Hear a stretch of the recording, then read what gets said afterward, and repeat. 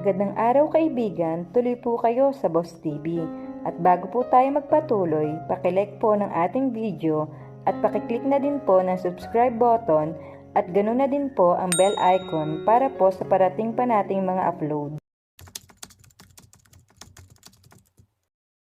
Isang dalagang gustong ipakasal ng lolo sa isang malayong kamag-anak para di mawala ang linya ng angkan nila. Umupa ng isang estranghero para magpanggap na asawa niya. Paano kung ang magiging kapalit ay ang kalahati ng mamanahin niya? Atin pong tunghayan ng isa pang maikling kwentong pinamagatang Sugal na Pag-ibig. Ang sumunod niyang pagdalaw kay Don Alfonso ay 4 na taong makaraan nang ipaalam niya rito ang tungkol sa sinapit ng mga magulang. At ganoon na lamang ang kanyang pagkamangha nang makita niyang gumagamit na ng wheelchair ang abuelo. Naglaho na sa anyo nito ang matayog at malakas at makapangyarihang Don. Sa pagkakatanda niya ay nasa mid-60 lamang ang matandang lalaki. At nang ihatid niya ang balita sa pagkawala ng mga magulang ay tila lalo pa itong tumanda. Laylay ang mga balikat na agad itong nagpaalam na papasok sa sariling silid.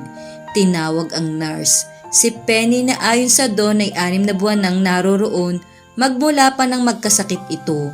Gayunpaman ay pinagbili nito sa kanya na huwag siyang umalis. Sa loob ng mahigit 1 linggo ay nanatili siya sa Villa sa piling ni Don Alfonso. Sa loob ng panahong iyon ay nadama niya na pareho silang kailangan ng isa't isa sa pagkawala ni Librada. Bagamat sa simula pa lamang ay may mga bagay na silang pinagtatalunang maglolo. Nang umalis siya upang bumalik ng Puerto Galera ay nakita niya ang lungkot sa mukha nito. Matanda na ito at siya na lamang natitirang kamag-anak. Iniwan na ako ng mama mo, Alexa. Wika nito na gumagaralgal sa tinig. Iiwan mo rin ba ako? I'll be back, lolo, sabi niya. Kamamatay lang ng mama at daddy, maraming dapat ayusin. Tinupad niya ang pangako. Makalipas ang 1 buwan ay muli siyang nagbalik sa San Simon at sa Villa de Vera na nanirahan mula noon. Nanatili siya sa dating boarding house kapag school days pero umuwi siya tuwing weekend sa farm. At kung ipinahihintulot ng kanyang schedule ay umuwi siya sa Puerto Galera. Pangkaraniwan na ang pagdedebate nilang maglolo. In fact, may palagay siyang ikinatutuwa ng matanda ang malimit nilang agrumento.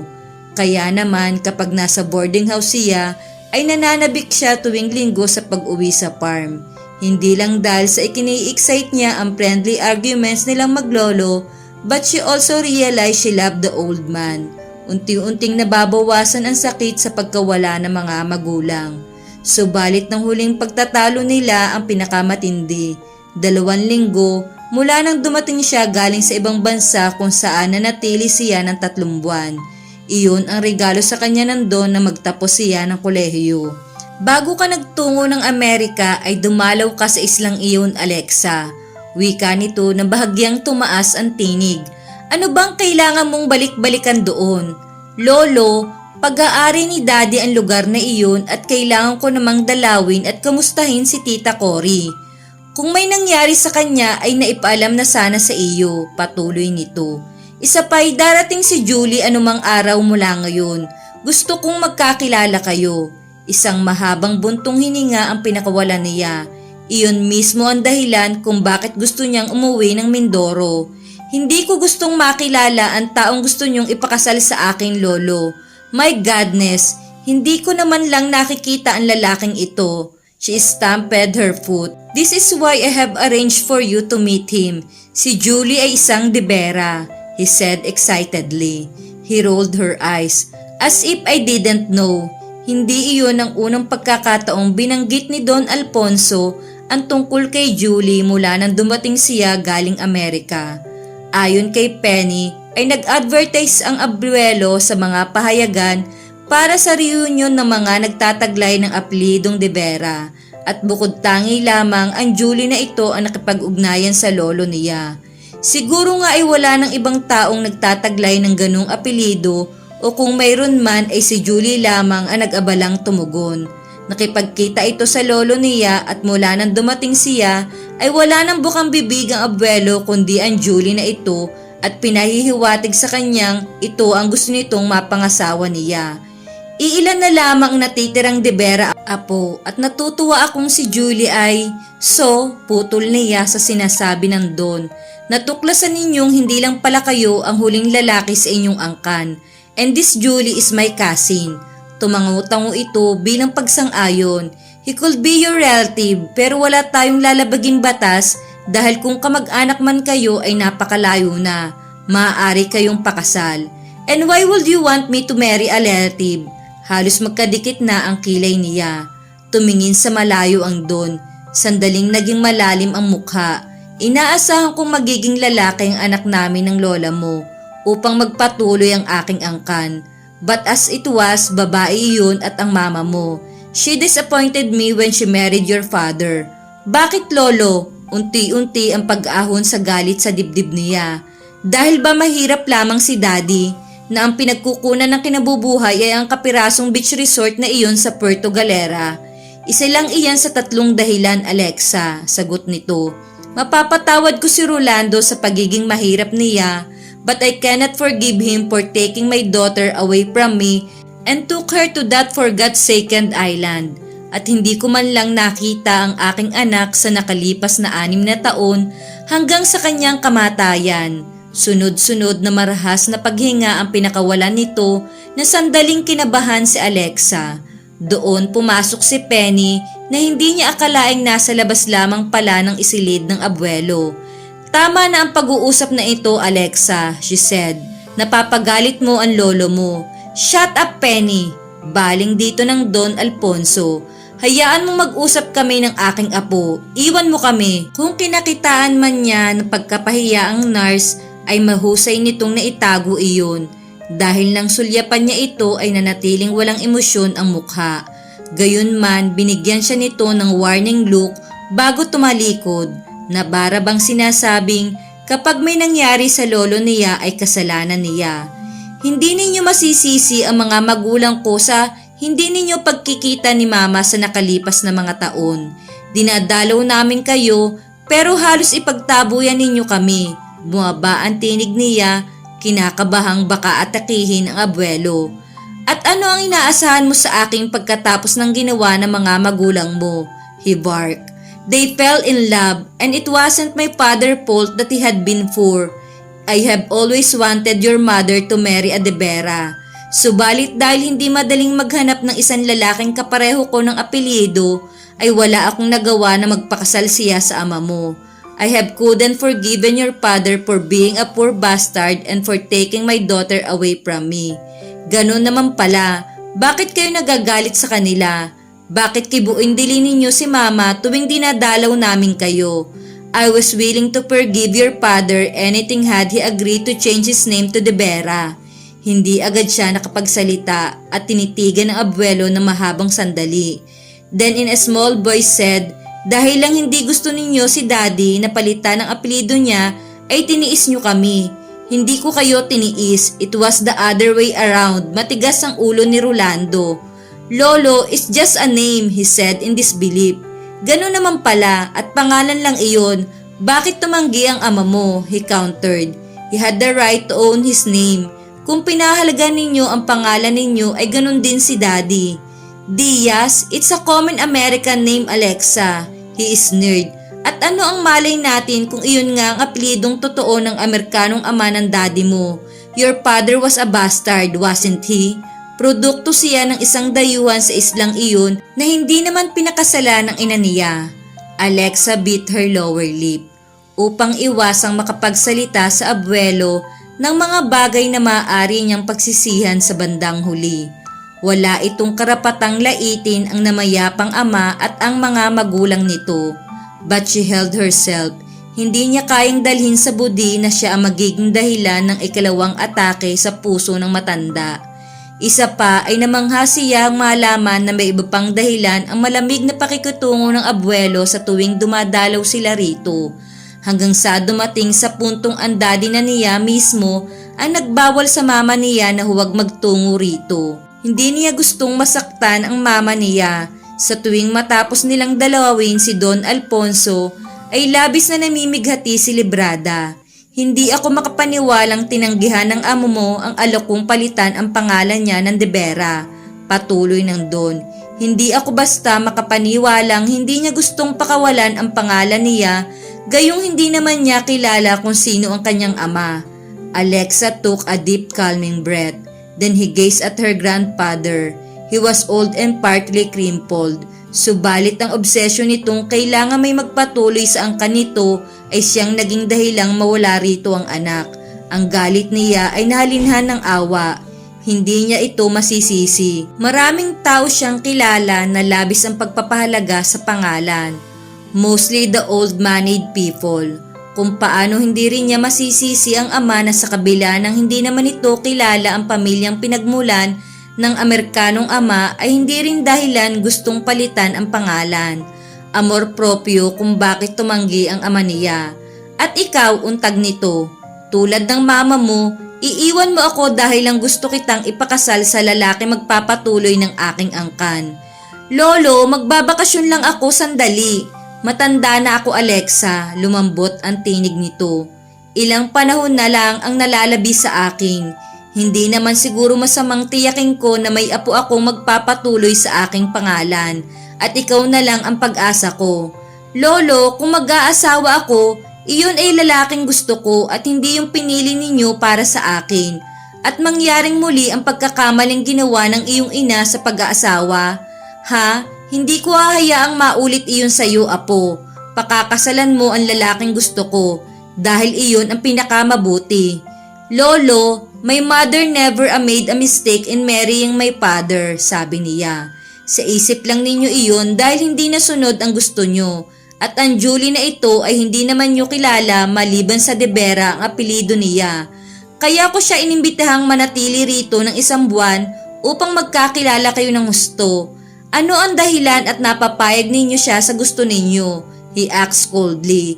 Hindi ako makapaniwalang hindi man niya ako nakikita ay pumayag na siyang pakasal sa akin. Ibinigay ko sa kanya ang isa mong larawan noong nakaraang birthday mo, apo. Kumislap ang mga mata nito at hinagot siya ng masuyong tingin. Alam ni Alexa ang tinatakbo ng isip ng abuelo na walang lalaking hindi mag-uukol ng pansin sa kanya. She was a beautiful woman. Minana niya ang kutis at ilong ng amang half American. Kulay kastanyas ang buhok niya na namumula kapag nasisinaga ng araw. Lolo, hindi sapat na inaipakita niyo sa kanya ang larawan ko para pumayag siyang pakasal sa akin. Huwag mong maliitin ang nagagawa ng salapi, apo, sagot ng matanda. $500,000 on your wedding day. At kung magkakanak kayo ng lalaki, mapupunta sa kanya ang 3 bahagi ng buong kayamanan ko. You are that desperate? Hindi makapaniwalang sabi niya. Don Alfonso signed patiently. Ang lupain at kayamanan ko ay nagmula sa angkan ng mga De Vera. Bakit ko ipagraramot kung hindi naman mapuputol sa akin ang lahi ko? Oh God, napailing niyang usal. Hindi kayo nagmamaramot, Lolo. You are paying him to marry me. Ano naman ang masama roon? Lahat ay salapi ang motibo, Alexa. Tulad mo, alam kong ang salapi ko ang dahilan kung bakit ka nanatili sa piling ko. He said ruthlessly. Gusto niyang magalit sa akusasyong iyon dahil hindi iyon totoo. But her grandfather was old. Walang silbi kung magagalit man siya at makikipagtalo rito. She couldn't win anyway. Hindi ko kailangan ng salapi ninyo. Sapat ang naiwan sa akin ng mga magulang ko. Taas noon niyang sagot. Sapat? Kailan ba naging sapat ang salapi? He taunted. Huwag mong ipagmalaki sa akin ang mga magulang mo, Alexa. Ang salaping dinideposito ko sa iyo sa bangko para lamang sa sarili mong gastusin ay halos kapareho na ng halagang inipon sa iyo ng buong buhay mo. Sapat sa akin iyon, Lolo. Umismid ang Don. Huwag mo akong paniwalain dyan, apo. Patuloy ito sa panguuyam. Hindi ka sinanay sa hirap ng mga magulang mo.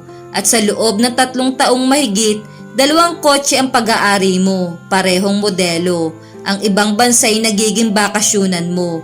Hindi ka bumibili ng damit kung hindi mamamahaling tatak. You provided it all, hindi ko hiningi. Gusto na niyang maiyak at isinusumbat niyo sa akin. Oh no, tanggi nito. Muaba ang tinig. Hindi ako nanunumbat. I'm stressing a point. Sanay ka na sa luho. You have very high standard of living now, my dear child. You just can't give it up. Try me, hamon niya. Matabang na tumawa Andon. Really? Hindi ba at gusto mong mapasa iyo itong bilya? Swabing sagot nito nangahamon. Dahil mana ko ito, she said angrily. Ako ang huling direktang kamag-anak nyo. Hindi ako naniniwalang iiwan nyo sa isang estranghero ang lahat ng ito. Huwag kang pakakasiguro. Iiwan ko ito kung kanino ko gusto mang iwan. The old man voiced wild warning. Hindi ka mawawala ng mamanahin ayon sa batas. You will inherit the whole farm pero posibleng mawala sa iyo ang bilya hanggang sa ilang ektaryeng lupaing nakapaligid dito. Nilinga niya ang kabahayan. Ilang henerasyon na itong nakatayo roon. But it looked tough, material puertes. Ang ibang bahaging ginupo na ng panahon ay naparenovate na nandun, restored to its former grandeur, at mobilya ay mananatiling nakatayo kahit pa sa susunod na maraming taon. The piece of furniture were good quality, irreplaceable, antique, at bagamat totoong mahalaga iyon, kaya niyang mawala ang bilya na iyon kung ipipili talaga ng abuelo ang gusto nito. Subalit muli ay papasok sa isip niya ang ina. Her mother will tell her stories about her life in the villa when she was a little girl.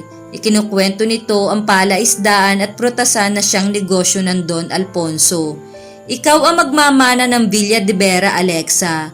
I was born and raised in that house. Nasa pamilya na ang bahay na iyan sa maraming henerasyon. Huwag sanang mawawala iyan sa ating angkan. Painfully, tumingala siya sa abuelo na nahuhulaan yata ang nasa isip niya. Dahil isang tusong ngiti ang pinakawalan nito. Pero hindi ko rin naman gustong mapunta sa iba ang bahay na ito na 2 daang taon na nakatayo sa solar na ito. Kaya nakikipagdil ako sa iyo, apo. She shook her head. The old man was ruthless, napakatuso. Alam nitong hindi niya basta na lang maipapawalang bahala ang Villa de Vera, if only for her mother. Why he could give away the whole farm pero huwag lang ang bilya at ang lupang nakapaligid dito. Sinulya pa niya ang abuelo at naramdaman niya ang hindi maitatangging pagkagiliw dito. Gayunman, wala itong pinagkaiba sa ibang masalapi na sa isang pitik ng daliri ay makukuha ang anumang naisin. The old man was stubborn tulad niya. Hindi ninyo ako dapat pilitin, Lo, dahil kung tutuusin, mananatili tayong malayo sa isa't isa kung hindi namatay ang mama. Hindi magkakaganon kung hindi kayo inalayo sa akin ni Rolando. Paikot-ikot lang ang pag-uusap na ito, she said. This is the millennium, Lolo. Hindi na uso ang arranged marriage. Suddenly, he looked forlorn. Sa pagkakakulong nito sa wheelchair, he looked old and defeated. You can't be so cruel to your old man, Alexa. Ani nito sa basag at mababang tinig. Wala na nga yata akong dapat pang asahan, tuluyan ang mawawala ang lahing de Vera. Para namang may kumurot sa puso ni Alexa. Kahit naman sandali pa lamang ang muli nilang pagsasama, ay alam niya sa kaibuturan ng kanyang pusong mahal niya ito. There were times in the past sa tuwing dinadalaw nilang mag-ina ito na kinakandong siya nito. Pagkatapos ay marahas na ilalapag kapag nararamdamang may dumarating na ibang tao. Hindi niya iyon maintindihan noon. Now she realized that the old man loved her too.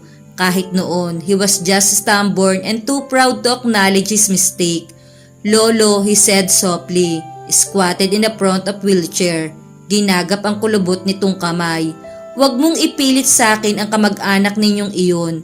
May nobyo na ako, ang hindi pinag-isipang sabi niya. Marahas na binawi ni Don Alfonso ang kamay. Huwag kang magsinungaling, Alexa. I'm telling you the truth. Tagaroon din sa baryo. Iyan ang dahilan kung bakit hindi ko kayo mapagbigyan kay Julie.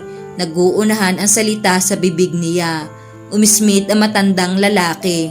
Kahit ang kwento ng mga magulang mo'y gusto mong kopyahin, Alexa. Don't be fool, magising ka sa realidad, apo. Kami ng lola mo ay inaayos lang ang pag-aasawahan. Subalit natutunan naming mahalin ang isa't isa sa paglipas ng panahon. Kaya naman nang mawala ang lola mo ay hindi ko na ninais pang magpakasal sa iba, na isa sa malaking pagkakamaling nagawa ko. Had I married again, siguro'y nagkaanak pa ako ng lalaki, but it's not too late to rectify my mistake. Binigyan din ito ang huling sinabi. She frowned at him. Anong ibig ninyong sabihin? The old man gave a resigned sigh. To tell you frankly, hindi ko miminsang pinag-isipang pakasalan si Penny. I'm 69 at alright, subalit ang posibilidad na magbigyan ako ng anak ni Penny ay naroroon pa rin. Ano ang malay natin, baka siya pa makapagbigay sa akin ng anak na lalaki. What?